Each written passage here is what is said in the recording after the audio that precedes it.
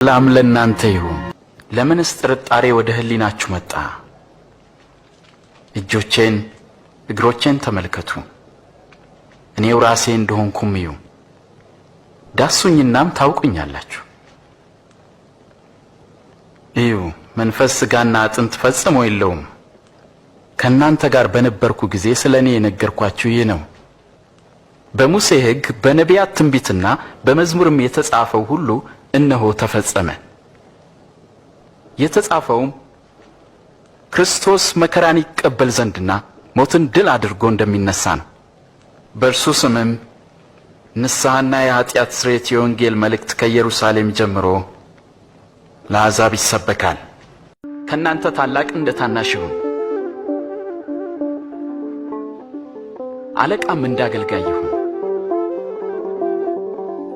በማዕድ ከተቀመጠውና ካስተናጋጁ ማንኛው ታላቅ ነው?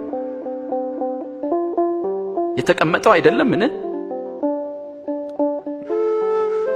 እኔ ግን በመካከላችሁ እንደሚያገለግለው ነኝ።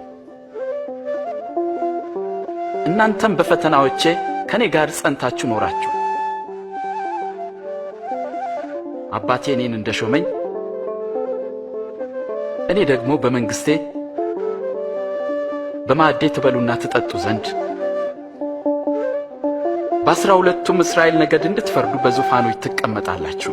ስለዚህ ከዳተኛ የለም ማለት ነው። ስምዖን ሆይ ሰይጣን ሁላችሁንም ሊፈትናችሁ ፈለገ፣ እንደ ስንዴ ሊያበጥራችሁና ሊፈትናችሁ አብዝቶ ለመነ። ግን እምነትህ እንዳይጠፋ ስላንተ ማለዱ። አንተም ወደ እኔ በተመለስ ጊዜ ወንድሞችን አጽና። ጌታ ሆይ እኔ ካንተ ጋር ለመታሰርና ለመሞትም ዝግጁ ነኝ። አስተውል ጴጥሮስ፣ ዛሬ ዶሮ ከመጮሁ በፊት አላውቀውም ብለህ 3 ጊዜ ትክደኛለህ። አንቺ ኢየሩሳሌም፣ ለሰላምሽ የሚያስፈልገውን ነገር በዚህ ቀን ምን አውቀሽ ቢሆን ኖሮ!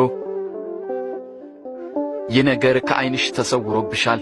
ጠላቶችሽም በዙሪያሽ አጥረዋልና ከበውም አንቺን የሚያስጨንቁበት ቀን ይመጣል። አንቺና ልጆችሽንም ወደ ታች ይጥላሉ። በአንቺ ውስጥም ድንጋይ በድንጋይ ላይ አይተውም። የመጎብኘትሽን ዘመን አላወቅሽምና። ዕውሮች ያያሉ፣ አንካሶችም ይዘላሉ። በእኔ የማይሰናከለው ምንኛ ብፁዕ ነው። ዕለት እንጀራችንን ስጠን። ስትጸልዩ እንዲህ በሉ: በሰማይ የምትኖር አባታችን ሆይ ስምህም ይቀደስ፣ መንግሥትህ ትምጣ፣ ፈቃድህ በሰማይ እንደሆነች እንዲሁም በምድር ትሁን። የዕለት እንጀራችንን ስጠን፣ የበደሉንን ይቅር እንደምንል የእኛንም በደል ይቅር በለን። ወደ ፈተናም አታግባን፣ ከክፉ ሁሉ አድነን እንጂ